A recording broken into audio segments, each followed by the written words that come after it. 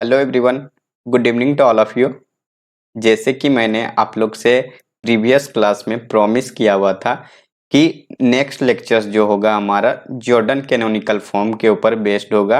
और मैंने previous class में आप लोगों को डायगोनलाइजेशन से रिलेटेड जो भी कंसेप्ट थी या प्रीवियस ईयर्स में डायगोनलाइजेशन से रिलेटेड जो भी क्वेश्चंस पूछा गया हुआ था उन सभी को मैं डिटेल में आप लोगों को बताया हुआ था।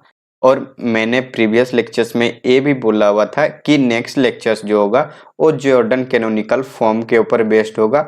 और उसमें मैं जॉर्डन कैनोनिकल फॉर्म से रिलेटेड जो भी क्वेश्चंस अभी तक के पूछे गए हुए हैं सीएसआर नेट में उन सभी को मैं डिटेल में एक्सप्लेन करूंगा। और मैं आप लोग को ये भी बता देना चाहता हूं कि जो हमारा टॉपिक डायगोनलाइजेशन से रिलेटेड था उसके ऊपर आप लोगों ने बहुत ही अच्छे से रिस्पॉन्ड किया हुआ है। तो इसलिए मैं आज आप लोग के लिए जॉर्डन कैनोनिकल के ऊपर क्वेश्चंस लेकर के आया हूं कि जॉर्डन कैनोनिकल फॉर्म से रिलेटेड जो भी क्वेश्चंस बनती है उन सभी क्वेश्चंस को भी आप लोग को जानना बहुत ज़रूरी है, ताकि जो आपका एग्जाम होने वाला है उस एग्जाम में आप इन दोनों टॉपिक से रिलेटेड जो भी क्वेश्चंस आए उसमें आपको कोई भी प्रॉब्लम ना हो। तो चलिए हम लोग लेक्चर्स स्टार्ट करते हैं। लेक्चर्स स्टार्ट करने से पहले मैं बता देता हूं कि अगर आप मेरे चैनल पे नए हो तो please like share and subscribe जरूर करें। तो देखिए आज का हमारा first question Jordan canonical form से रिलेटेड क्या है। तो देखिए क्वेश्चंस क्या कह रहा है, which of the following is the Jordan canonical form of this matrix over R. मतलब ये है कि जो मैट्रिक्स हमें गिवन है उस मैट्रिक्स का हमें जॉर्डन कैनोनिकल फॉर्म बताना है ओवर रियल फील्ड के ऊपर। तो देखिए जो मैट्रिक्स गिवन है उस मैट्रिक्स को देख करके पहले हम लोग ऑब्जर्व करते हैं कि ये मैट्रिक्स कोई special type of the matrix है या नहीं है। तो देखिए मैट्रिक्स की एंट्रीज क्या है वो देख लेते हैं।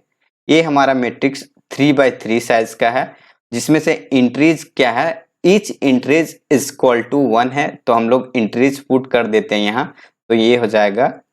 तो ये हमने एंट्रीज यहाँ फिल कर दिया। इस मैट्रिक्स को हम लोग ये लेट कर लेते हैं। अब आगे देखिए इस मैट्रिक्स का अगर हम लोग रैंक फाइंड करना चाहें तो इस मैट्रिक्स का जो रैंक है वो आपको 1 मिलेगा। आप चाहे तो चेक करके देख सकते हो, इसका रैंक 1 है।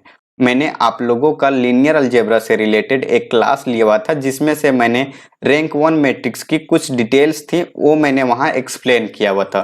तो आप वो चाहे तो वहां जा करके देख सकते हो। मैं उस लेक्चर्स का लिंक आपको आई बटन पे दे दूंगा। तो देखिए यहाँ क्या है, ये रैंक 1 मैट्रिक्स है। तो कोई भी अगर आपको रैंक 1 मैट्रिक्स मिलता है और उस रैंक 1 मैट्रिक्स से अगर आप आइगन वैल्यू निकालना चाहो तो उसका आइगन वैल्यू आप डायरेक्टली निकाल सकते हो।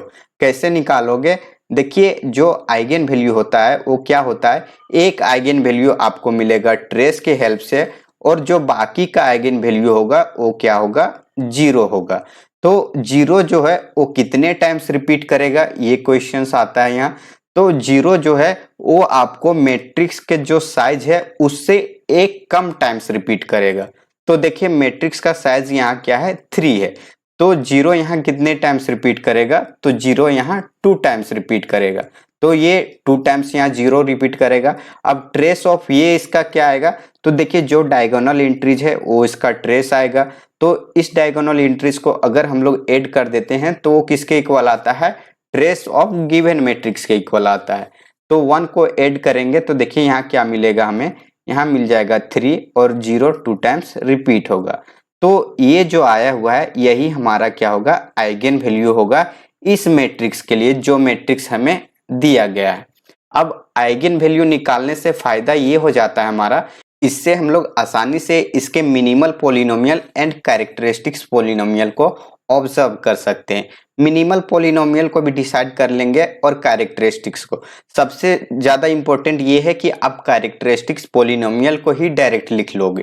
तो देखिए यहाँ से हम लोग अगर कैरेक्टरिस्टिक्स पॉलिनोमियल लिखना चाहें तो क्या आता है, तो आप इसे नोट कर सकते हो। सबसे पहले जॉर्डन कैनोनिकल फॉर्म फाइंड करने के लिए आपको करना क्या पड़ेगा, कोई भी मैट्रिक्स अगर गिवन है तो उस मैट्रिक्स का आप पहले आइगन वैल्यू फाइंड कर ले। तो नंबर 1 पॉइंट आपको ये नोट करना है। क्या फाइंड करना है आपको, इसका आइगन वैल्यू। सेकेंड में क्या करना है आपको, इस मैट्रिक्स का कैरेक्टरिस्टिक्स पोलिनोमियल फाइंड करना है। तो कैरेक्टरिस्टिक्स पोलिनोमियल हम लोग फाइंड कैसे करेंगे, तो इसका आइगन वैल्यू का यूज करके। तो देखिए ये कैरेक्टरिस्टिक्स पोलिनोमियल क्या आ जाएगा, तो देखिए आइगन वैल्यू 0 जो है वो कितने टाइम्स रिपीट कर रहा है, तो ये 2 टाइम्स रिपीट कर रहा है। तो यहाँ x का जो पावर होगा वो क्या होगा, 2 होगा। 2 यहाँ हम लोग इसलिए लिख रहे हैं क्योंकि आइगन वैल्यू 0 जो है हमारा वो 2 बार रिपीट कर रहा है, तो इसलिए हम लोग x टू द पावर 2 लिखे हुए हैं। अब देखिए एक और आइगन वैल्यू हमारे पास बच जाता है और आइगन वैल्यू क्या है, 3 है। तो यहाँ से क्या आ जाएगा, x माइनस 3। तो ये हो गया क्या, इस मैट्रिक्स का कैरेक्टरिस्टिक्स पोलिनोमियल। तो इसका कैरेक्टरिस्टिक्स पोलिनोमियल हम लोग इस तरह से लिख लेंगे। अब आगे क्या करेंगे, इस मैट्रिक्स का हम लोग मिनिमल पोलिनोमियल फाइंड करेंगे। तो मिनिमल पोलिनोमियल फाइंड हम लोग कैसे करते हैं, तो कैरेक्टरिस्टिक्स पोलिनोमियल के हेल्प से हम लोग मिनिमल पोलिनोमियल फाइंड करते हैं। तो हमें यहाँ मिनिमल पोलिनोमियल किस तरह से मिलेगा वो देख लीजिए। तो हम लोग पहले इसका पॉसिबिलिटी देखते हैं। तो पॉसिबिलिटी ऑफ मिनिमल पोलिनोमियल की बात करें तो वो क्या क्या पॉसिबल हो सकता है, तो वो चीज हम लोग तो लिख सकते हैं, लेकिन मैं यहाँ मेनली वो चीज आपको बता रहा हूँ जो क्या डायरेक्टली आपको यहाँ से ऑब्जर्व करने से मिल जाएगा। तो देखिए यहाँ आपको जितने डिस्टिंक्ट आइगन वैल्यू मिलेंगे, तो डिस्टिंक्ट आइगन वैल्यू क्या है, यहाँ एक आइगन वैल्यू 0 मिल रहा है और दूसरा आइगन वैल्यू 3 मिल रहा है। तो हमें 2 डिस्टिंक्ट आइगन वैल्यू यहाँ से मिल रहा है। अब ये 2 डिस्टिंक्ट आइगन वैल्यू क्या होंगे, हमारे मिनिमल पोलिनोमियल में एटलीस्ट वहां प्रेजेंट होंगे ही होंगे। तो एक हमारा मिनिमल पोलिनोमियल कुछ इस तरह से बन सकता है, x इंटू एक्स माइनस 3 बन सकता है। और सेकेंड जो मिनिमल पोलिनोमियल हो सकता है वो क्या हो सकता है, x square into x minus 3 हो सकता है। तो ये 2 तरह के ही हमारे पास मिनिमल पोलिनोमियल हो सकते हैं। अब ये 2 तरह के मिनिमल पोलिनोमियल कब कब पॉसिबल है वो चीज हम लोग यहाँ देख लेते हैं। ये मिनिमल पोलिनोमियल हमें तब मिल सकता है जब ईच आइगन वैल्यू के करस्पॉन्डिंग जो हमें अलजेब्रिक मल्टीप्लिसिटी मिलता है वो किसके इक्वल हो जाए, ज्योमेट्रिक मल्टीप्लिसिटी के इक्वल। मतलब ये है कि जितने टाइम्स हमारे आइगन वैल्यू रिपीट कर रहे हैं कोई भी गिवन आइगन वैल्यू के करस्पॉन्डिंग में, उतना आपको क्या मिलना चाहिए, उस आइगन वैल्यू के करस्पॉन्डिंग आपको वहां ज्योमेट्रिक मल्टीप्लिसिटी मिलना चाहिए। इट मीन्स दैट हम लोग यहां से लिख सकते हैं each eigenvalue has algebraic multiplicity is equal to geometric multiplicity. अगर ये कंडीशंस हमें मिल जाता है तब जो हमारे पास पॉसिबल मिनिमल पोलिनोमियल है वो हमारा क्या बनेगा, एक कंफर्म मिनिमल पोलिनोमियल बन जाएगा जो मैट्रिक्स गिवन है उस मैट्रिक्स के लिए। तो ये फर्स्ट केस के लिए मैंने यहाँ डिस्कस कर दिया हुआ है। अब सेकेंड केस, ये कब पॉसिबल हो सकता है हमारा मिनिमल पोलिनोमियल, तो ये तब पॉसिबल हो सकता है जब जो हमारा अलजेब्रिक मल्टीप्लिसिटी क्या हो, किसी आइगन वैल्यू के करस्पॉन्डिंग में अगर एक से बड़ा अगर आए, मतलब उसकी अलजेब्रिक मल्टीप्लिसिटी जो है ग्रेटर देन 1 हो जाए, तो उस केस में जो अलजेब्रिक मल्टीप्लिसिटी हो वो ज्योमेट्रिक मल्टीप्लिसिटी के इक्वल ना आवे, तो उस केस में हम लोग बोल सकते हैं कि जो हमारे पास मिनिमल पोलिनोमियल मिल सकते हैं वो इस टाइप के मिल सकते हैं। तो थर्ड फैक्टर ये हो गया मिनिमल पोलिनोमियल के लिए। तो अब हम लोग कंफर्म पता कैसे करेंगे कि कौन हमारा मिनिमल पोलिनोमियल होगा, तो हम लोग यही वाला कंसेप्ट यूज करेंगे एएम और जीएम का। तो एएम हमें पता है कि एएम अगर हम लोग आइगन वैल्यू 0 के लिए लिखें तो क्या आता है, 2 आता है। और इसी तरह से एएम अगर हम लोग आइगन वैल्यू 3 के लिए लिखें तो क्या आता है, 1 आता है। तो अब हम लोग इसके जीएम के ऊपर बात कर लेते हैं। तो देखिए जो हमारे पास आइगन वैल्यू 3 है उसका एएम क्या है, 1 है। तो इसका जीएम जो है वो क्या मिलेगा आपको, 1 मिलेगा ही मिलेगा। मतलब यहाँ से ये है कि अगर कोई आइगन वैल्यू आपके पास एक बार रिपीट कर रहा है तो उसका जो ज्योमेट्रिक मल्टीप्लिसिटी होगा वो भी आपको एक बार मिलेगा ही मिलेगा। तो यहाँ से हमें AM is equal to GM मिल गया आइगन वैल्यू 3 के लिए। अब हम लोग आइगन वैल्यू 2 के लिए इसका ज्योमेट्रिक मल्टीप्लिसिटी चेक कर सकते हैं। तो इसका हम लोग ज्योमेट्रिक मल्टीप्लिसिटी कैसे चेक करेंगे, तो हम लोग उसी कंसेप्ट का यूज करेंगे जो हमने प्रीवियस लेक्चर्स में डायगोनलाइजेबिलिटी से रिलेटेड जो क्वेश्चंस किए हुए थे वहां मैंने आप लोग को बताया हुआ था। तो यहाँ क्या करेंगे, a माइनस 0i करेंगे। तो a माइनस 0i करेंगे मतलब जो हमारा गिवन मैट्रिक्स है उसमें से 0 से अगर सब्ट्रैक्ट कर देंगे डायगोनल में, तो वो मैट्रिक्स जो हमारे पास बन के आएगा उससे ही हमें क्या मिलेगा, उस मैट्रिक्स का रैंक एंड नलिटी मिलेगा। तो वहां से जो हमें नलिटी मिलेगा वो हमें क्या बताएगा, इस आइगन वैल्यू के करस्पॉन्डिंग इसका ज्योमेट्रिक मल्टीप्लिसिटी बताएगा।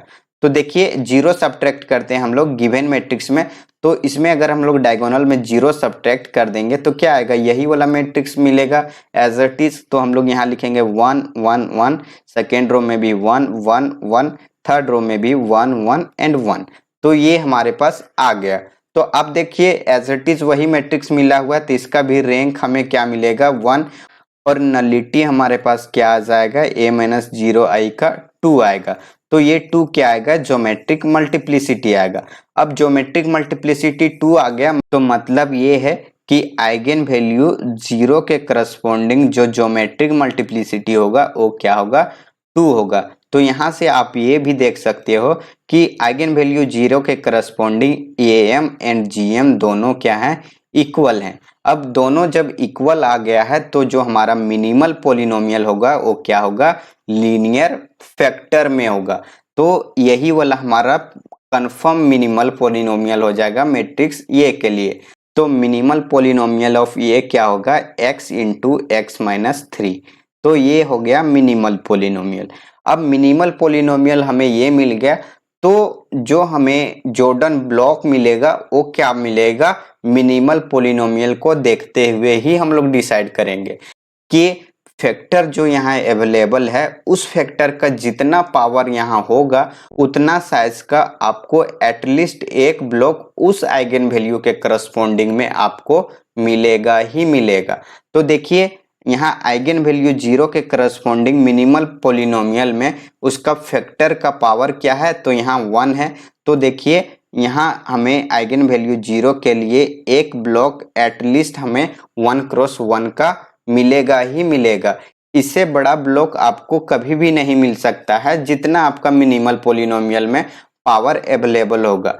तो यहाँ 1 पावर अवेलेबल था, तो यहाँ इसका ब्लॉक 1 क्रॉस 1 का मिलेगा। अब जो बाकी का ब्लॉक बच गया वो क्या मिल सकता है, या तो आपको इस साइज का मिलेगा या तो फिर इससे लेस साइज का मिलेगा। तो कोई भी ब्लॉक जो भी आपका जेसी ब्लॉक होगा वो 1 क्रॉस 1 से नीचे का साइज का नहीं होगा। तो आइगन वैल्यू 0 के करस्पॉन्डिंग में आप लोग देख सकते हो कि इसका कैरेक्टरिस्टिक्स पॉलिनोमियल का पावर 2 है। मतलब ये है कि यहाँ हमें आइगन वैल्यू 0 के लिए क्या मिल रहा है, इसका अलजेब्रिक मल्टीप्लिसिटी 2 मिल रहा है। तो ज्योमेट्रिक मल्टीप्लिसिटी हमें यहाँ से क्या मिलेगा, 2 भी मिलेगा और 2 ही मिलेगा। तो मतलब ये है कि उसके पास जो ब्लॉक मिलेंगे 1 क्रॉस 1 का, उसके पास 2 ब्लॉक मिलेंगे। तो यहाँ से एक और ब्लॉक हमें क्या मिलेगा, 1 क्रॉस 1 का। तो ये हो गया आइगन वैल्यू 0 के करस्पॉन्डिंग 2 ब्लॉक। सिमिलरली आप ये देख सकते हो 3 के करस्पॉन्डिंग, तो आइगन वैल्यू 3 के लिए भी हमें क्या मिल रहा है, एक और ब्लॉक मिल रहा है 1 क्रॉस 1 साइज का। तो देख सकते हो आपको यहाँ 3 ब्लॉक मिल गया। तो मतलब ये है कि जो ब्लॉक्स हमें मिला हुआ है इन सभी ब्लॉक को अगर हम लोग एक मैट्रिक्स में रख दें, जो क्या होगा 3 क्रॉस 3 का मैट्रिक्स, इस मैट्रिक्स में जो ब्लॉक्स मिलेंगे वो क्या मिलेगा, एक हमें आइगन वैल्यू 0 के करस्पॉन्डिंग 1 क्रॉस 1 का ब्लॉक मिलेगा। सिमिलरली एक और ब्लॉक हमें 1 क्रॉस 1 का 0 आइगन वैल्यू के करस्पॉन्डिंग मिलेगा, और एक ब्लॉक हमें 3 आइगन वैल्यू के करस्पॉन्डिंग 1 क्रॉस 1 का ब्लॉक मिलेगा। तो देखिए अगर आपको इस तरह से ब्लॉक मिलते हैं, मतलब क्या है कि बाकी का जो एंट्रीज है यहाँ 0 ही होगा। तो इस तरह से मैट्रिक्स हमारा फॉर्म होगा, मतलब ये किसके इक्वल आएगा, तो यहाँ से आप देख सकते हो ये 0 0 0 एंड 0 0 0 एंड 0 0 एंड 3। तो ये क्या होगा, इसका जेसी फॉर्म हो जाएगा। तो अब हम लोग देखते हैं कि ये जो जेसी फॉर्म आया हुआ है वो किसके इक्वल है। तो आप देख सकते हो ऑप्शन 1 में एज इट इज यही है जो हमारे पास मैट्रिक्स मिला हुआ है। तो देखिए ऑप्शन 1 हमारा क्या हो जाएगा, इस तरह से करेक्ट ऑप्शन हो जाएगा। तो ए ऑप्शन हमारा इनकरेक्ट होगा, सिमिलरली थर्ड भी इनकरेक्ट एंड फोर्थ भी इनकरेक्ट होगा। तो इस क्वेश्चन का जो करेक्ट आंसर है वो फर्स्ट है एंड बाकी का जो ऑप्शन है वो आपको फॉल्स मिलेगा। तो आई होप आप लोग को समझ में आ गया होगा इस क्वेश्चंस का एक्सप्लेनेशंस। अब हम लोग जेसी फॉर्म से ही रिलेटेड और क्वेश्चंस करते हैं और उसमें मैं एक और मेथड बताऊंगा जो क्या होगा, आप लोग उस मेथड से आसानी से और इजी से फाइंड कर लोगे, कम टाइम पे उसको सॉल्व कर सकते हो। यहाँ मैंने प्रॉपर जो इसका सॉल्यूशंस है कि कैसे हम लोग किसी मैट्रिक्स का जेसी फॉर्म लिखते हैं वो मैंने 1 बाय 1 करके डिस्कस किया हुआ है। लेकिन वहां मैं डायरेक्ट आपको बता दूंगा कि अगर आपको मैट्रिक्स दिया गया है तो उस मैट्रिक्स से आप लोग कैसे उसका जेसी फॉर्म तुरंत फाइंड कर लोगे। तो चलिए देखते हैं नेक्स्ट क्वेश्चंस क्या है। तो देखिए नेक्स्ट क्वेश्चंस ये है, क्वेश्चंस क्या कह रहा है वो समझ लीजिए। लेट ये be a 6x6 matrix over R with characteristics polynomial, यहाँ हमें कैरेक्टरिस्टिक्स पोलिनोमियल गिवन है एंड मिनिमल पोलिनोमियल, ये हमारा मिनिमल पोलिनोमियल है। देन पूछा हुआ है क्या, जॉर्डन कैनोनिकल फॉर्म ऑफ ये कैन बी, मतलब ये है कि इस कैरेक्टरिस्टिक्स पोलिनोमियल के लिए जो मिनिमल पोलिनोमियल दिया गया है इससे हम लोग जो जेसी ब्लॉक बनाएंगे उस ब्लॉक से जो हमारा मैट्रिक्स बनेगा उसका साइज किस टाइप का होगा और उसका जॉर्डन कैनोनिकल फॉर्म क्या होगा वो बताना है। तो देखिए हम लोग क्या करेंगे, पहले जो characteristics and minimal polynomial given है उसे ऑब्जर्व करते हैं। तो देखिए कैरेक्टरिस्टिक्स क्या है, characteristics of A equal to x minus 3 to the power 2 और यहाँ क्या है x माइनस 2 द पावर 4, ये हमारा कैरेक्टरिस्टिक्स है। एंड मिनिमल पोलिनोमियल क्या गिवन है उसे भी लिख लेते हैं। तो देखिए यहाँ क्या है x माइनस 2 द पावर 2 और यहाँ क्या है x माइनस 3 है। तो ये कैरेक्टरिस्टिक्स पोलिनोमियल है और ये मिनिमल पोलिनोमियल गिवन है। तो देखिए हम लोग यहाँ से डिसाइड क्या करेंगे, हमें जो आइगन वैल्यू गिवन है वो पहले देख लेते हैं। तो जो हमारे पास डिस्टिंक्ट आइगन वैल्यू है वो क्या है 2 एंड 3 है, जिसमें से आइगन वैल्यू 2 के करस्पॉन्डिंग जो हमें अलजेब्रिक मल्टीप्लिसिटी मिल रहा है वो क्या मिल रहा है 4 मिल रहा है। एंड आइगन वैल्यू 3 के करस्पॉन्डिंग जो हमारे पास अलजेब्रिक मल्टीप्लिसिटी मिल रहा है वो क्या मिल रहा है 2 मिल रहा है। अब मैंने यहाँ डिसाइड कैसे कर लिया कि आइगन वैल्यू 2 के करस्पॉन्डिंग हमें 4 अलजेब्रिक मल्टीप्लिसिटी मिल रहा है एंड आइगन वैल्यू 3 के करस्पॉन्डिंग हमें 2 अलजेब्रिक मल्टीप्लिसिटी मिल रहा है। तो ये आपको पता चलेगा कैरेक्टरिस्टिक्स पोलिनोमियल के पावर को देखते हुए। तो जो पावर होगा जिस आइगन वैल्यू के रिस्पेक्ट में वही क्या बताएगा आपका उस आइगन वैल्यू का अलजेब्रिक मल्टीप्लिसिटी बताएगा। तो यहाँ से ये आपको अलजेब्रिक मल्टीप्लिसिटी पता चल गया। अब हम लोग बात करेंगे मिनिमल पोलिनोमियल के ऊपर कि मिनिमल पोलिनोमियल को देखते हुए हम लोग कुछ कह सकते हैं या फिर कुछ नहीं कह सकते। तो हमारा मिनिमल पोलिनोमियल ये गिवन है। अब मिनिमल पोलिनोमियल जो गिवन है उस मिनिमल पोलिनोमियल को देखते हुए हम लोग क्या कह सकते हैं कि जो हमारा आइगन वैल्यू गिवन है, क्या गिवन है यहाँ 2 एंड 3 आइगन वैल्यू है। तो आइगन वैल्यू 2 के करस्पॉन्डिंग जो आपको पावर मिलेगा, सिमिलरली 3 के करस्पॉन्डिंग जो आपको पावर मिलेगा वो क्या बताएगा आपको कि उस आइगन वैल्यू के करस्पॉन्डिंग आपको जो ब्लॉक मिलेगा जेसी ब्लॉक उसका साइज एटलीस्ट एक आपको उतना साइज का मिलेगा ही मिलेगा। मतलब ये है कि जेसी ब्लॉक में आइगन वैल्यू 2 के करस्पॉन्डिंग हमें एक ब्लॉक क्या मिलेगा 2 क्रॉस 2 का मिलेगा और बाकी का जो फैक्टर बच गया मतलब आइगन वैल्यू 2 के करस्पॉन्डिंग हमें अलजेब्रिक मल्टीप्लिसिटी क्या गिवन था 4 गिवन था। तो 4 में से हमें एक ब्लॉक तो मिल गया 2 क्रॉस 2 का जिसमें से 2 आइगन वैल्यू हमें 2 2 अवेलेबल होगा। अब बाकी के बच गए 2 आइगन वैल्यू, तो उस आइगन वैल्यू को हम लोग किसी ब्लॉक में किस तरह से लिख सकते हैं वो डिसाइड करेगा हमारा पार्टीशियंस। तो हम लोग पार्टीशियंस कैसे करेंगे, तो हमारे पास जो अलजेब्रिक मल्टीप्लिसिटी था वो क्या था, 4 था। 4 में से 2 सब्ट्रैक्ट कर देंगे तो बच गया हमारे पास 2।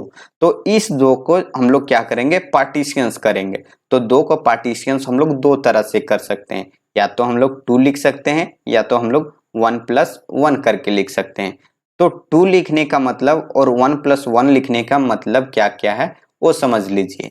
तो 2 लिखने का मतलब यहाँ ये है कि हमें यहाँ एक और ब्लॉक मिलेगा 2 क्रॉस 2 का साइज का। सिमिलरली यहाँ 1 + 1 लिखने का मतलब ये है कि जो हमें आइगन वैल्यू 2 के करस्पॉन्डिंग ब्लॉक्स मिलने वाले हैं वो क्या मिलेगा, 1 क्रॉस 1 का 2 ब्लॉक मिलेगा।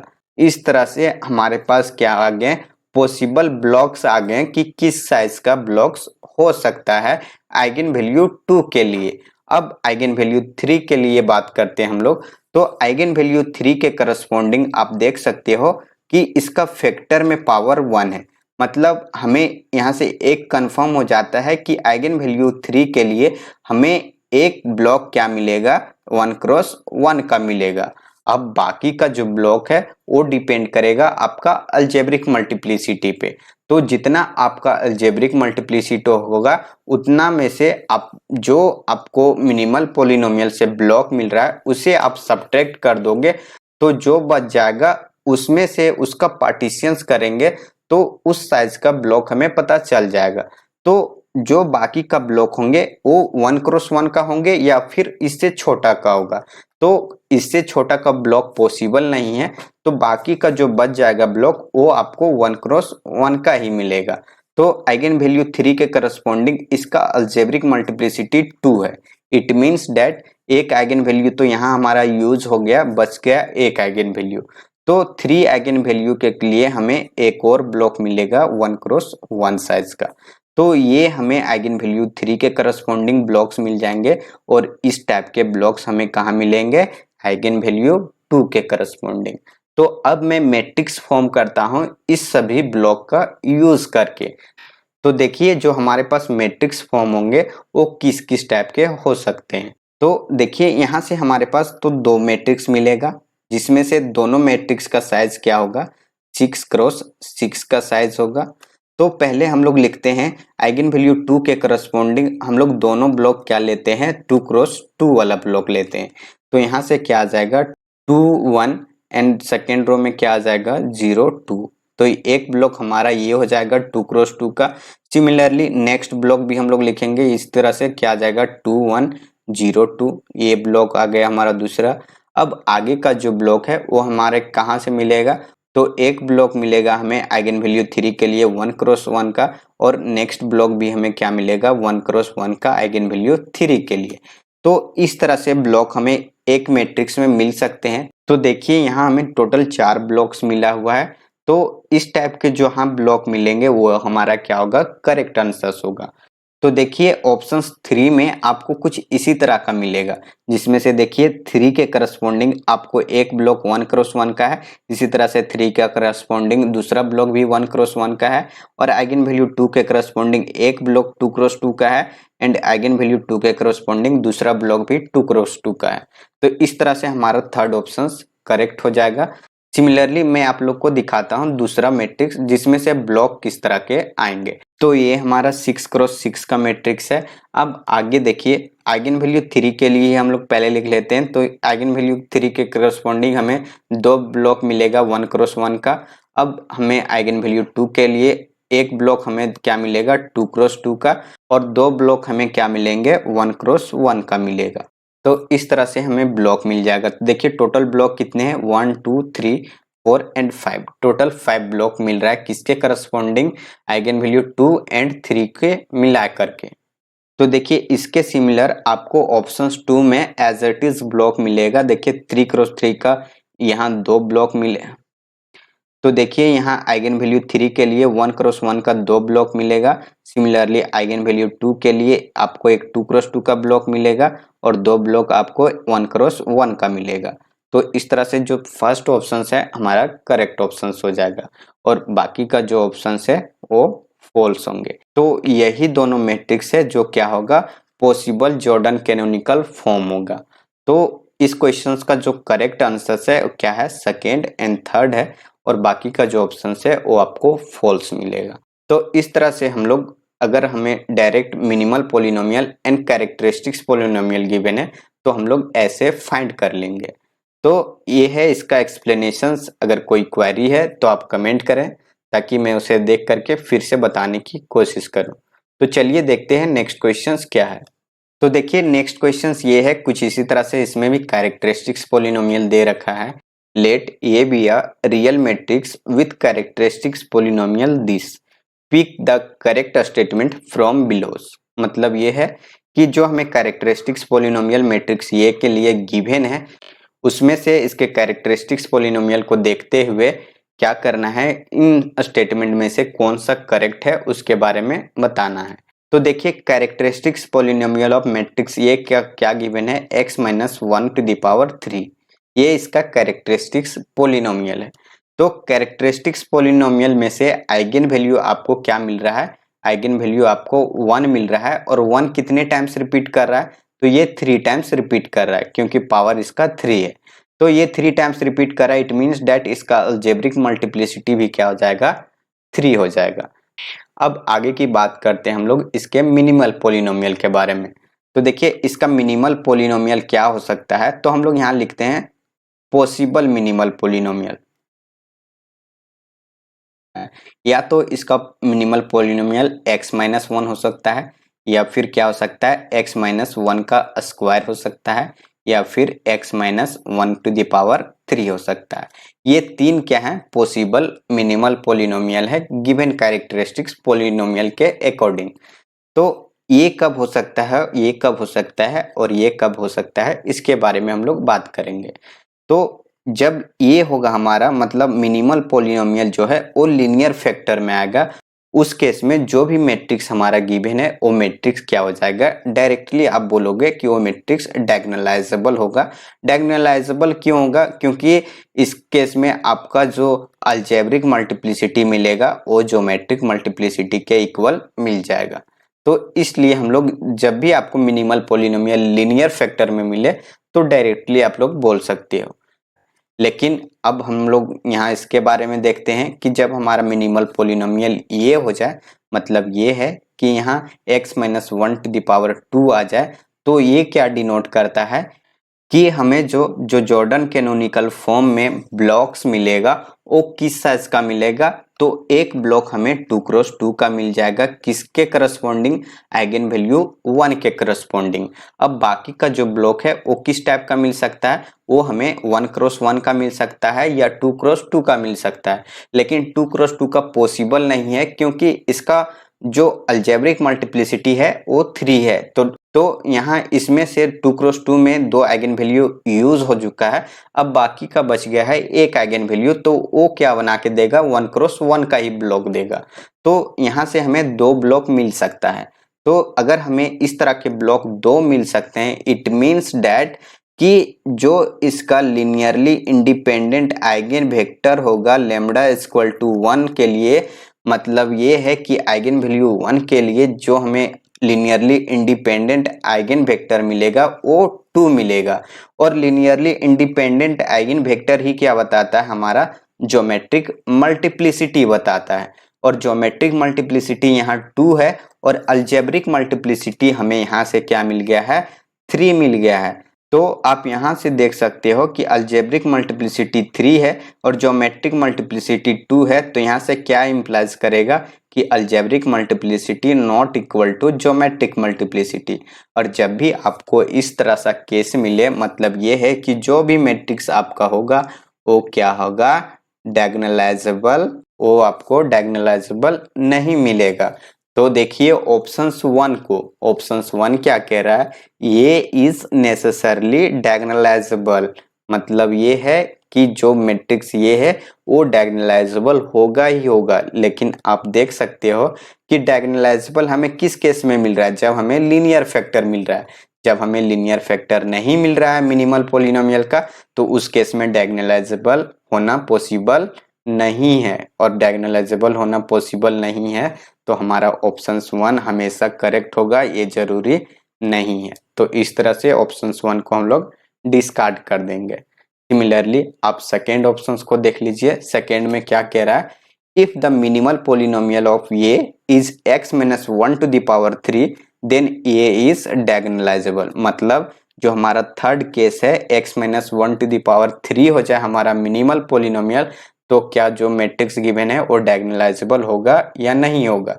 तो जब हमारा minimal polynomial x minus 1 to the power 3 हो जाए, मतलब ये है कि जो जेसी फॉर्म में हमें जॉर्डन ब्लॉक्स मिलेगा आइगन वैल्यू 1 के करस्पॉन्डिंग, उसका साइज क्या होगा, तो वो 3x3 का साइज का होगा। और जब भी आपको 3x3 का साइज का मिले, इट मीन्स दैट आपके पास आइगन वैल्यू 1 के लिए जो ज्योमेट्रिक मल्टीप्लिसिटी है वो क्या मिलेगा, 1 मिलेगा। और ज्योमेट्रिक मल्टीप्लिसिटी 1 मिलेगा मतलब ये है कि ये अलजेब्रिक मल्टीप्लिसिटी के इक्वल नहीं आएगा, और अलजेब्रिक मल्टीप्लिसिटी के इक्वल नहीं होगा तो ये डायगोनलाइजेबल होगा ही नहीं, तो ये डायगोनलाइजेबल है ही नहीं। लेकिन यहाँ बता के रखा है कि अगर हमारा मिनिमल पोलिनोमियल ये है तो ये डायगोनलाइजेबल होगा। तो ये क्या है, हमारा एक फॉल्स स्टेटमेंट है। तो सेकेंड हमारा इस तरह से इनकरेक्ट होगा। तो अब चलते हैं हम लोग नेक्स्ट स्टेटमेंट में। तो नेक्स्ट स्टेटमेंट क्या है, characteristics polynomial of A square is x minus 1 to the power 3। तो देखते हैं हम लोग कि इसका कैरेक्टरिस्टिक्स पोलिनोमियल ये होता है या फिर ये नहीं होता है। तो हम लोग जानते हैं कि मैट्रिक्स ए का जो आइगन वैल्यू है वो क्या है, 1 1 एंड 1 है। इस तरह से इसका आइगन वैल्यू है। तो ए स्क्वायर का अगर हम लोग आइगन वैल्यू फाइंड करें तो क्या होगा, 1 का स्क्वायर, 1 का स्क्वायर एंड 1 का स्क्वायर। तो इसे हम लोग कैसे लिख सकते हैं, 1 1 एंड 1। तो ये आइगन वैल्यू किसका हो जाएगा, ए स्क्वायर का। तो अब इसके आगे आप देखिए कि ए अगर इसका आइगन वैल्यू है, इट मीन्स डेट, मतलब अगर इसका हम लोग कैरेक्टरिस्टिक्स पोलिनोमियल लिखना चाहें तो x माइनस 1 का फैक्टर कितना आएगा, 3 टाइम्स रिपीट करेगा। तो x minus 1 to the power 3 क्या हो जाएगा, इसका characteristics polynomial of A square. तो आप देख सकते हो कि कैरेक्टरिस्टिक्स पोलिनोमियल भी हमें क्या मिल गया, जो कैरेक्टरिस्टिक्स पोलिनोमियल मैट्रिक्स ए का था वही कैरेक्टरिस्टिक्स पोलिनोमियल किसका है, ए स्क्वायर का है। तो इस तरह से हमारा थर्ड ऑप्शन करेक्ट हो गया। अब हम लोग जाते हैं लास्ट ऑप्शन पे। लास्ट ऑप्शन क्या है, if A has exactly 2 Jordan block then A minus I का स्क्वायर इज डायगोनलाइजेबल। मतलब ये है कि जो हमने सेकेंड केस में जो डिसाइड किया हुआ है कि इसके पास 2 जॉर्डन ब्लॉक मिलेगा, अगर इस तरह के ब्लॉक आपको मिलते हैं तो ए माइनस आई करने के बाद अगर इसका स्क्वायर करते हैं तो ए क्या आएगा, हमारा एक डायगोनलाइजेबल मैट्रिक्स बन जाएगा। तो देखते हैं इस जॉर्डन ब्लॉक का यूज से हम लोग क्या लिखेंगे, इसका एक जेसी फॉर्म लिखेंगे। तो देखिए इसका जेसी फॉर्म क्या आएगा, यहाँ क्या आएगा 1 1 0 1 और एक क्या हो जाएगा यहाँ 1 और बाकी का एंट्रीज 0 0 एंड 0। तो ये क्या आ गया, मैट्रिक्स ए का जेसी फॉर्म आ गया। और हम लोग जानते हैं कि जेसी फॉर्म जो है वो क्या होता है, सिमिलर होता है मैट्रिक्स ए का, जो मैट्रिक्स आपका गिवन है। तो हम लोग इसे ही मैट्रिक्स ए लेट कर लेते हैं। तो इसमें से अगर हम लोग क्या करते हैं, 1 को सब्ट्रैक्ट करते हैं, मतलब आइडेंटिटी मैट्रिक्स को सब्ट्रैक्ट कर देते हैं, तो क्या आ जाएगा ए माइनस आई, और ए माइनस आई करने के बाद हमें क्या मिलता है, और देखिए डायगोनल में 1 1 है, मतलब डायगोनल वाला एंट्री 0 हो जाएगा। यहाँ क्या बचेगा, सिर्फ सेकेंड पोजीशंस पे 1 बचेगा और बाकी 0 हो जाएगा। तो यहाँ 0 1 0 एंड 0 0 0 एंड 0 0 एंड 0। तो आप देख सकते हो ये एक नॉन जीरो मैट्रिक्स है। अब अगर इसका स्क्वायर हम लोग करते हैं तो ये किसके इक्वल आ जाएगा, 0 0 0 एंड 0 0 0 एंड 0 0 0, ये इसके इक्वल आ गया। मतलब ये क्या बन गया, एक जीरो मैट्रिक्स बन गया। अब ये जीरो मैट्रिक्स बन गया, इट मीन्स दैट हम लोग जानते हैं कि जीरो मैट्रिक्स क्या होता है, ऑलवेज डायगोनलाइजेबल होता है। और जब ये ऑलवेज डायगोनलाइजेबल है मतलब ये है कि जो हमारे पास a माइनस आई का स्क्वायर है वो क्या हो जाएगा, डायगोनलाइजेबल हो जाएगा। अगर ये डायगोनलाइजेबल है तो जो लास्ट ऑप्शन है हमारा क्या होगा, करेक्ट ऑप्शन होगा। तो इस क्वेश्चन का जो करेक्ट ऑप्शन है क्या है, थर्ड एंड फोर्थ है, एंड बाकी का जो ऑप्शन है आपको फॉल्स मिलेगा। तो आई होप आप लोग को समझ में आ गया होगा इस क्वेश्चंस का एक्सप्लेनेशंस भी। अगर कोई क्वेरी रहती है तो आप जरूर कमेंट करें, ताकि मैं देख करके फिर उसके ऊपर काम करूं और आपको बताने की कोशिश करूं। तो चलिए देखते हैं नेक्स्ट क्वेश्चंस क्या है। तो देखिए नेक्स्ट क्वेश्चंस ये है, ये भी एक बहुत इंटरेस्टिंग क्वेश्चंस है और बहुत अच्छा क्वेश्चंस इसको डिजाइन किया गया है। यहाँ क्या है, अगर आप थोड़ा भी मिस्टेक करोगे तो आप इस क्वेश्चंस को गलत कर सकते हो, इसलिए उसने इस तरह से इसे फ्रेम किया हुआ है। और अगर आप इसे लैंग्वेज वाइज सही से नहीं पढ़ते हो तो 100% चांस ये है कि आप इसे गलत करोगे ही करोगे। जैसे कि देखिए यहाँ क्या बोला हुआ है, सपोज ये is a 5x5 block diagonal real matrix with diagonal blocks. मतलब ये है कि हमें जो 5x5 की एक मैट्रिक्स दिया गया है, ये इस मैट्रिक्स के इनसाइड में डायगोनल ब्लॉक्स हैं और डायगोनल ब्लॉक्स आपको कुछ इस तरह से मिल रहा है। अब हम लोग जानते हैं कि हर डायगोनल ब्लॉक्स क्या होता है, जेसी ब्लॉक नहीं होता है। कभी कभी आपको डायगोनल ब्लॉक जेसी ब्लॉक ही मिल जाएगा डायरेक्ट, और कभी कभी जो डायगोनल ब्लॉक्स होते हैं वो क्या होते हैं, जेसी ब्लॉक नहीं भी होते हैं। तो इसलिए आप ये ध्यान में जरूर रखिएगा कि अगर आपको वहां ब्लॉक डायगोनल बोला गया है तो ये जरूरी नहीं है कि वो जेसी ब्लॉक हो जाए। तो देखिए यहाँ से हमें ब्लॉक कुछ इस तरह से दिया गया है, क्या है, आइडेंटिटी 1 0 एंड आइडेंटिटी, मतलब एक 2x2 का ब्लॉक है। आप इसे देख सकते हो, ये जो ब्लॉक है एक जेसी ब्लॉक भी है। अब सिमिलरली जो लास्ट वाला ब्लॉक है इसी में ही आपका सारा कंफ्यूजन है। ये 3x3 का मैट्रिक्स है, इसके इनसाइड में जो एलिमेंट है कुछ इस तरह से आइडेंटिटी 1 0 और 0 आइडेंटिटी एंड 0 और लास्ट में 0 0 एंड ये आइडेंटिटी। ई यहाँ दिया गया है, मैंने यहाँ आइडेंटिटी बोल दिया हुआ है, तो आप लोग इसे बोल सकते हो। तो इस तरह से आप देख सकते हो, अगर ये जेसी ब्लॉक होता तो क्या होता, किस फॉर्म में होता, आप लोग बताओ। आप लोग कमेंट करके बताना कि ये किस फॉर्म में होता। तो यहाँ अगर ये जेसी ब्लॉक होता तो जेसी ब्लॉक हम लोग जानते हैं कि जेसी ब्लॉक में क्या होता है, जो डायगोनल एंट्रीज होते हैं वो हमारे आइगन वैल्यू होता है, और उस आइगन वैल्यू का जो ऑर्डर होता है जेसी ब्लॉक का, उसके सुपर डायगोनल में उससे एक कम टाइम सुपर डायगोनल में इंक्रीज क्या होता है, हमारा 1 अवेलेबल होता है। मतलब ये सुपर डायगोनल है तो ये क्या होंगे, यहाँ भी 0 की जगह पे 1 होता, तब ये हमारा क्या बनता, एक 3x3 का जेसी ब्लॉक बनता। लेकिन यहाँ 1 ना होकर के 0 दिया हुआ है, और यही एक कंफ्यूजन पॉइंट था इस क्वेश्चंस का। तो इसमें से आपको 2 ब्लॉक मिलेंगे, जो क्या होगा, एक ब्लॉक 2x2 साइज का होगा और एक ब्लॉक 1x1 साइज का होगा। तो यहाँ जो ब्लॉक मिलेगा कुछ इस तरह से, एक आइडेंटिटी 1 0 एंड ई आइडेंटिटी, मतलब एक 2x2 का ब्लॉक मिला और एक हमें 1x1 का ब्लॉक मिला। तो 2 ब्लॉक इससे हमें मिल गए और एक ब्लॉक ऑलरेडी हमारा जेसी ब्लॉक में कन्वर्ट था। तो देखिए हमारे पास टोटल ब्लॉक कितने आ गए, अगर इनको ऐड कर दें तो हमारे पास टोटल 3 ब्लॉक हैं, और ये 3 ब्लॉक क्या है, एक जेसी ब्लॉक है। और जब भी आपको जेसी ब्लॉक मिल जाए, मतलब ये है कि जो नंबर ऑफ जेसी ब्लॉक होता है तो वो किसके इक्वल होता है, वो इक्वल होता है number of LI eigen vector के इक्वल। और एलआई आइगन वेक्टर के इक्वल मतलब ये है कि जितने आपके पास ब्लॉक हैं उतना एलआई आइगन वेक्टर होगा, और उतना ही आपको क्या मिलेगा, उस आइगन वैल्यू के करस्पॉन्डिंग आपको ज्योमेट्रिक मल्टीप्लिसिटी भी मिलेगा। तो यहाँ जेसी ब्लॉक कितने हैं, 3 ब्लॉक हैं, तो यहाँ ज्योमेट्रिक मल्टीप्लिसिटी आपको 3 मिल गया। और ज्योमेट्रिक मल्टीप्लिसिटी आप लोग यहाँ से 3 डिसाइड कर चुके हैं, और अलजेब्रिक मल्टीप्लिसिटी तो आप लोग डिसाइड कर चुके होंगे, क्योंकि जो आइगन वैल्यू है वो क्या है, 2 यहाँ रिपीट कर रहा है और 3 यहाँ रिपीट कर रहा है। तो टोटल कितने टाइम्स ई रिपीट कर रहा है, तो 5 टाइम्स। मतलब ये है कि जो ई है, ई का अलजेब्रिक मल्टीप्लिसिटी क्या होगा, तो 5 होगा इसका अलजेब्रिक मल्टीप्लिसिटी, और इसका ज्योमेट्रिक मल्टीप्लिसिटी हमें 3 मिल गया। तो अब देखते हैं हम लोग ऑप्शंस में। तो देखिए ऑप्शंस 1 क्या कह रहा है, the algebraic multiplicity of E in A is 5। तो ये हमारा बिल्कुल करेक्ट ऑप्शन है कि अलजेब्रिक मल्टीप्लिसिटी हमारा 5 है। सिमिलरली इसकी ज्योमेट्रिक मल्टीप्लिसिटी देख लीजिए, तो ज्योमेट्रिक मल्टीप्लिसिटी क्या है, द ज्योमेट्रिक मल्टीप्लिसिटी ऑफ ई इन ये इज 3 और फोर्थ में है 2, तो टोटल हमारे पास 3 ज्योमेट्रिक मल्टीप्लिसिटी मिले, मतलब हमारा थर्ड करेक्ट होगा एंड फोर्थ इनकरेक्ट होगा। और बच गया हमारे पास एक लास्ट ऑप्शन, सेकेंड ऑप्शन। तो सेकेंड ऑप्शन क्या कह रहा है, ए इज नॉट डायगोनलाइजेबल।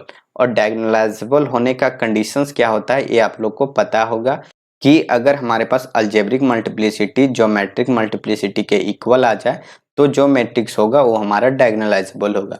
लेकिन देखिए यहाँ अलजेब्रिक मल्टीप्लिसिटी 5 है एंड ज्योमेट्रिक मल्टीप्लिसिटी 3 है, तो 5 कभी 3 के इक्वल हो नहीं सकता है, तो इस वजह से ये हमारा क्या होगा, नॉट डायगोनलाइजेबल, ये हमारा करेक्ट ऑप्शन होगा। तो देखिए इस क्वेश्चन का जो करेक्ट ऑप्शन है क्या है, first second and third correct है एंड बाकी का जो ऑप्शन है आपको फॉल्स मिलेगा। तो आई होप आप लोग को समझ में आ गया होगा इस क्वेश्चन का एक्सप्लेनेशन भी। अब चलते हैं हम लोग नेक्स्ट क्वेश्चन, उसमें देखते हैं कि क्या कह रहा है वो क्वेश्चन। देखिए क्या कह रहा है क्वेश्चन, सपोज अ 7x7 block diagonal complex matrix, ये हैज ब्लॉक्स, कुछ इस तरह से ब्लॉक्स दिया हुआ है और बताया हुआ है कि इनमें से कौन सा करेक्ट है वो बताना है। मैट्रिक्स जो हमारे पास ये है वो क्या है, एक कॉम्प्लेक्स मैट्रिक्स है, ठीक है। और कॉम्प्लेक्स मैट्रिक्स के साथ साथ इस मैट्रिक्स का जो साइज है वो 7x7 है। और इस मैट्रिक्स के इनसाइड में क्या है, तो इस मैट्रिक्स के इनसाइड में हमें क्या गिवन है, तो इसका ब्लॉक गिवन है, वो भी क्या, डायगोनल ब्लॉक। तो डायगोनल ब्लॉक जो गिवन है वो किस टाइप के हो देख लेते हैं हम लोग। एक ब्लॉक हमें 1x1 का आइगन वैल्यू 0 के करस्पॉन्डिंग गिवन है। सेकेंड ब्लॉक हमारा 1x1 का है, आइगन वैल्यू 1 के करस्पॉन्डिंग।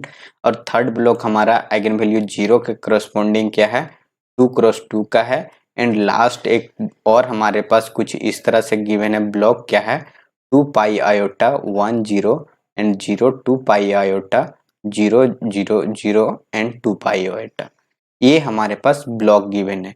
अब देख सकते हो इसके इनसाइड में हमें दो ब्लॉक्स मिलेगा, दो ब्लॉक कुछ इस तरह से मिलेगा, एक 2 पाई आयोटा 1 एंड 0 और यहाँ क्या मिलेगा 2 पाई आयोटा।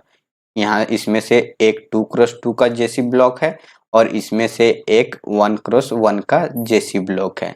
तो टोटल ब्लॉक देखिए क्या है, 1 2 3 4 एंड 5, मतलब टोटल ब्लॉक हमें 5 ब्लॉक्स यहाँ से मिल रहे हैं। इसमें से भी आपको जो eigen value different eigen value के करस्पॉन्डिंग आपको ब्लॉक्स मिलेंगे वो किस तरह से मिलेगा वो देखिए। यहाँ जो आइगन वैल्यू आपको मिलेगा वो क्या है, आइगन वैल्यू एक 0 अवेलेबल है जिसकी अलजेब्रिक मल्टीप्लिसिटी 3 है, मतलब ये 3 टाइम्स रिपीट कर रहा है। सिमिलरली एक आइगन वैल्यू 1 मिल रहा है जिसकी अलजेब्रिक मल्टीप्लिसिटी 1 है। एंड हमारे पास एक और आइगन वैल्यू है क्या है, 2 पाई आयोटा, और इसका अलजेब्रिक मल्टीप्लिसिटी क्या है, 3 है। तो इस तरह से हमारे पास क्या है, आइगन वैल्यू गिवन है। अब ये हमारा आइगन वैल्यू है। अब इसकी अलजेब्रिक मल्टीप्लिसिटी मैंने यहाँ बता दिया कि किस तरह से है। तो अलजेब्रिक मल्टीप्लिसिटी अगर पता चल गया तो इससे हम लोग क्या निकालेंगे, इसका कैरेक्टरिस्टिक्स पोलिनोमियल के ऊपर बात कर सकते हैं। तो कैरेक्टरिस्टिक्स पोलिनोमियल क्या होगा, x माइनस 0⁻³ हो, क्योंकि आइगन वैल्यू 0 जो है वो 3 टाइम्स रिपीट कर रहा है तो ये इस तरह से आएगा। सिमिलरली x माइनस 1 भी होगा एक factor, and similarly x minus 2 pi iota होगा और इसका पावर 3 आएगा। ये हमारा एक कैरेक्टरिस्टिक्स पोलिनोमियल होगा इस ब्लॉक डायगोनल मैट्रिक्स के करस्पॉन्डिंग जो हमारा मैट्रिक्स बनेगा 7x7 का, उसके लिए। तो हम लोग कैरेक्टरिस्टिक्स पोलिनोमियल को मिनिमाइज करके लिख, तो कैसे आएगा, x⁻³ और x minus 1 and x minus 2 pi iota the power 3। तो देखिए ये हमारा कैरेक्टरिस्टिक्स पोलिनोमियल है। अब देख सकते हो ऑप्शन 1 में एज इट इज यही कैरेक्टरिस्टिक्स पोलिनोमियल गिवन है, तो ये हमारा करेक्ट ऑप्शन होगा। सेकंड में इसके मिनिमल पे बात किया हुआ है, तो मिनिमल देखिए कुछ इस तरह से है। तो मिनिमल पोलिनोमियल हम लोग कहाँ से डिसाइड करेंगे, तो इसके जो हाईएस्ट ऑर्डर का जॉर्डन ब्लॉक होगा गिवन आइगन वैल्यू के करस्पॉन्डिंग, वही इसका मिनिमल पोलिनोमियल देगा। तो मिनिमल पोलिनोमियल ऑफ ये क्या हो जाएगा, देखिए 0 आइगन वैल्यू के करस्पॉन्डिंग हाईएस्ट ब्लॉक आपको 2x2 का मिलेगा। मतलब ये है कि जो x के पावर में आएगा वो 2 आएगा आइगन वैल्यू 0 के लिए, तो ये यहाँ से इस तरह से होगा। फिर 1 ब्लॉक हमें मिल रहा है 1 आइगन वैल्यू के करस्पॉन्डिंग, तो x माइनस 1 होगा। सिमिलरली 2 पाई आयोटा के लिए हमें एक ब्लॉक 2x2 का मिल रहा है, तो इसका पावर क्या आएगा, 2 आएगा। तो ये हो गया हमारा मिनिमल पोलिनोमियल। तो कैरेक्टरिस्टिक्स इस तरह से होगा और ये हमारा मिनिमल होगा। तो देखिए मिनिमल पोलिनोमियल जो यहाँ गिवन है और हमारा जो आया हुआ है ये दोनों डिफरेंट है, तो इस वजह से हमारा सेकेंड क्या होगा, इनकरेक्ट ऑप्शन होगा। अब थर्ड देखिए क्या बताया हुआ है, डायमेंशंस ऑफ आइगन स्पेस। और डायमेंशंस ऑफ आइगन स्पेस क्या बताता है, हमारा ज्योमेट्रिक मल्टीप्लिसिटी बताता है आइगन वैल्यू के करस्पॉन्डिंग। तो हम लोग यहाँ से जानते हैं कि ब्लॉक हमें कुछ इस तरह से मिला हुआ है, टोटल 5 ब्लॉक्स मिला हुआ है, लेकिन आइगन वैल्यू 0 के करस्पॉन्डिंग हमें कितना ब्लॉक्स दिया हुआ है, तो आइगन वैल्यू 0 के करस्पॉन्डिंग 2 ब्लॉक्स है। इसी तरह से आइगन वैल्यू 1 के करस्पॉन्डिंग हमारे पास कितने ब्लॉक्स अवेलेबल है, तो आइगन वैल्यू 1 के करस्पॉन्डिंग हमारे पास 1 ब्लॉक्स है। सिमिलरली हमारे पास आइगन वैल्यू 2 पाई आयोटा के करस्पॉन्डिंग कितने ब्लॉक्स है, तो हमारे पास यहाँ 2 ब्लॉक्स हैं। तो इस तरह से इस हमें ब्लॉक्स मिला हुआ है और यही ब्लॉक हमारा क्या बताता है, ज्योमेट्रिक मल्टीप्लिसिटी बताता है। तो यहाँ से आप देख सकते हो आइगन वैल्यू 0 के करस्पॉन्डिंग जो ज्योमेट्रिक मल्टीप्लिसिटी आएगा वो 2 आएगा, 1 के लिए 1 आएगा एंड 2 पाई आयोटा के लिए 2 मिलेगा। तो इस तरह से हमें ज्योमेट्रिक मल्टीप्लिसिटी मिल गया। तो हमारा जो फोर्थ ऑप्शन होगा वो करेक्ट होगा एंड थर्ड ऑप्शन क्या होगा, फॉल्स होगा। आप यहाँ एक और तरीके से देख सकते हो कि यहाँ टोटल ब्लॉक्स 5 मिल रहे हैं और अगर आप लोग आइगन स्पेस की डायमेंशंस जो गिवन है उसे ऐड करोगे तो क्या मिलेगा, यहाँ से 5 मिलेगा। तो ये दोनों आपस में इक्वल हैं, तो इसीलिए क्या होगा, आइगन स्पेस यही होगा हमारा।